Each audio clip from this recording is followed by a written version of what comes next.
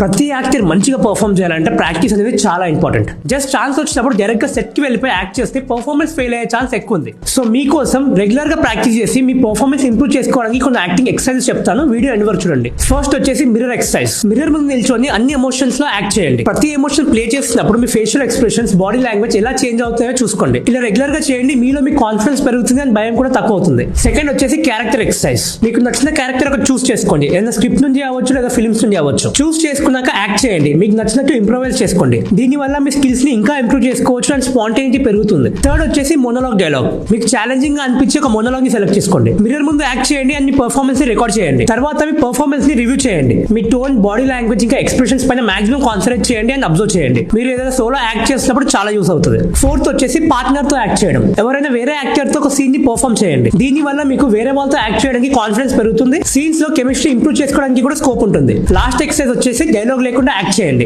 Dialogue లేకుండా expressions తో act చేయడానికి చాలా మంది కొంచెం కష్టంగా ఉంటుంది. సో డైలాగ్స్ కి రియాక్షన్స్ ఎలా ఇయ్యాలో ప్రాక్టీస్ చేయండి. ముందు ఒక పర్సన్ తో డైలాగ్స్ చెప్పించండి, మీరు దానికి రియాక్షన్స్ ఇవ్వండి. ఆ సీన్ మొత్తం రికార్డ్ చేసుకోండి. మీరు మీ పర్ఫార్మెన్స్ ని రివ్యూ చేసుకోవచ్చు. వీడియో సేవ్ చేసుకుని మీకు తెలిసిన యాక్టర్స్ అందరికి షేర్ చేయండి. మళ్ళీ కలుద్దాం.